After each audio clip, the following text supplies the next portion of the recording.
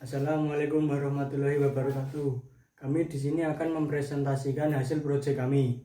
Sebelumnya perkenalkan, nama saya Gazal Afisena dengan NIM 24015136. Perkenalkan, nama saya Syarani Wijayanto dengan NIM 24015159. Perkenalkan, nama saya Iksan Fadil Alfaris dengan NIM 24015137.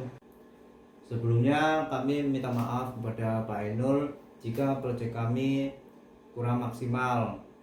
Sejujurnya saya sendiri belum terlalu mahir dalam dunia perkodingan, dan teman-teman saya juga ini adalah lulusan jaringan semua, Pak. Keluh kesah yang kami rasakan dalam membuat proyek ini adalah, jadi kendala yang pertama yang kami alami yaitu pertama, kami itu ingin membuat website menggunakan framework yang bernama Flex. Nah, namun saat saya mencoba untuk instalasi Flex, terdapat banyak error di sini, Pak. Dari mulai instalasinya, dari error webnya, hingga sampai saya harus uninstall Python saya karena terjadi banyak error. Namun setelah saya proses instalasi Python kembali, terjadi error juga, dan akhirnya saya coba-coba searching di YouTube, Google dan sebagainya, dan akhirnya saya berhasil menginstal Python. Jadi saya uninstall ulang Python karena proses instalasi Flex itu tadi gagal. Dan saya pun lanjut melakukan proses instalasi Flex.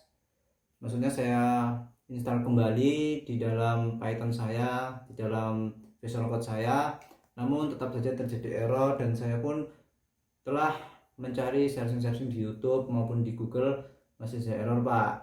Dan akhirnya saya mencari jalan lain, dan saya menemukan framework yang bernama Streamlit, Pak.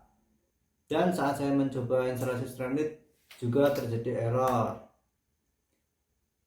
dalam proses pemasangannya. Kemudian saya cari kendala-kendalanya di YouTube, dan akhirnya pun saya bisa menginstal framework yang bernama Streamlit tersebut. Mungkin hanya itu saja, Pak, keluh kesah yang kami alami. Langsung aja ke topik pembahasannya. Kelompok kami membuat proyek yaitu pencatat dan pengingat tugas berbasis web. Kenapa kami memilih proyek ini? Karena dari pengalaman kami pribadi, sering kali lupa mengerjakan tugas, terutama ketika banyak kegiatan yang membuat kami kesulitan untuk mengingat semua tugas yang harus diselesaikan. Akhirnya tugas tersebut terlupakan hingga deadline tiba. Selanjutnya, tujuan utama dari proyek ini adalah untuk memberikan solusi yang sederhana namun efektif, yang tidak hanya membantu dalam mengingat tugas, tetapi juga mendukung pengelolaan waktu yang lebih baik dan meningkatkan kualitas belajar kerja para penggunanya. Langsung aja kami bahas pada bagian back-end dari website kita. Di line pertama ini ada import Streamlit as st, yaitu adalah kita mengambil dari library yang Streamlit punya ya. Lanjut ke yang keduanya ada import datetime. Import datetime ini berfungsi sebagai mengambil real time yang ada di waktu asli yang ada di bumi atau di dunia. Import JSON ini kita menggunakan import JSON sebagai tempat menyimpan file yang ada di web kita. Import OS, jadi import OS ini adalah untuk seperti apa ya, dia itu mensupport file mensupport atau mengelola file JSON yang telah disimpan tadi ya. Nanti akan dijelaskan oleh rekan saya. Lanjut ke line 7, di sini ada primary color, yaitu warna utamanya ini putih. Secondary color ya warna kedua. Background color adalah warna background color deh. Terus ada checkbox, ini adalah tampilan di website kita yang saat kita mencentang atau menceklis ini nanti akan berwarna oranye. Selanjutnya di line 12 ini ada ST. Setiap ST yang ada di codingan kami ini adalah merupakan kita mengambil library-nya langsung dari framework Streamlit-nya. Nah, di sini ada tulisan st setbacks config dari situs web resminya menjelaskan ini menjadi perintah yang digunakan pada halaman aplikasi. Nah, di sini patch title yaitu adalah titel yang kami pakai itu adalah catat dan ingat tugas. Terus icon di sini ya kita menggunakan icon ini. Terus layoutnya kita menggunakan white, initial sidebar statsnya expanded. Lanjut di line ke-15 ini ada st markdown. Nah, di bagian line 15 ini ada st markdown. St markdown sendiri ini adalah seperti yang kita langsung ambil dari library-nya Streamlit, yaitu dia tuh agar kita dapat bisa menambahkan style CSS di dalam satu codingan kita. Fungsinya di codingan kami yaitu adalah memasukkan HTML dan CSS di dalam code kami. Ini di line 18 ini tertulis background color, dia ngambil dari color yang kita jelaskan di awal tadi. Terus langsung saja ke JSON. JSON tadi yang seperti di awal yang import JSON itu yaitu untuk menyimpan tugas itu tadi. Jadi text file ini gimana ya, pokoknya dia untuk menyimpan tugas dari file JSON tadi ya. Lanjut ke di line 44 ini ada dev load text. Jadi untuk membaca tugas dari file yang dikirim oleh JSON. Jika ini if ospath exist text file ini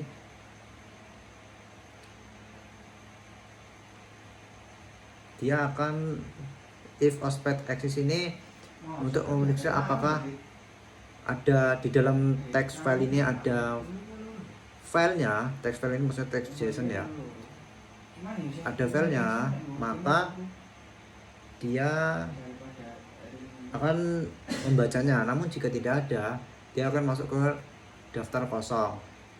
Terus di line 47 with open ini text file itu artinya jadi open itu membuka file dari text JSON tadi dalam mode baca. Terus di bawahnya ada konten dan alert itu membaca isi file. Jika file tidak kosong, return JSON, maka memuat data JSON jika tidak kosong. Jika file kosong, kembali ke daftar kosong. Terus ada accept. Accept ini menangani error ya. Kita menangani error ini pakai JSON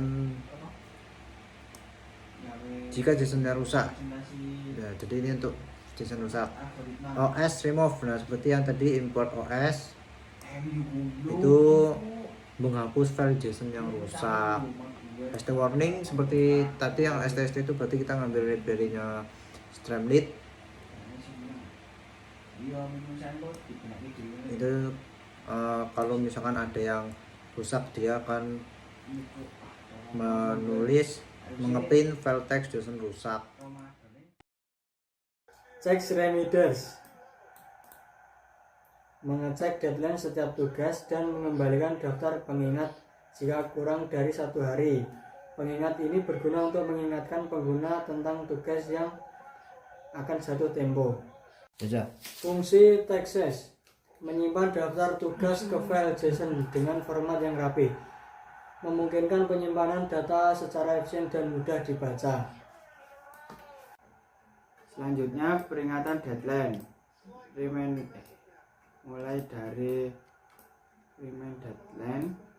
Fungsinya bagian ini untuk memeriksa apakah ada tugas dengan deadline yang dekat dan memberikan pengingat kepada penggunanya. Prosesnya fungsi check reminder akan memeriksa daftar tugas dan mengembalikan daftar tugas yang memiliki deadline mendekat. Selanjutnya menampilkan daftar tugas. Fungsi dari PEX ini untuk menampilkan tugas yang telah ditambahkan sebelumnya beserta pilihan untuk menandai tugas selesai atau menghapusnya. Prosesnya selanjutnya mulai dari komen tombol dari if sampai berhasil ditambahkan ini untuk menambahkan tugas baru. Fungsinya bagian ini menambahkan tugas baru ke dalam daftar tugas.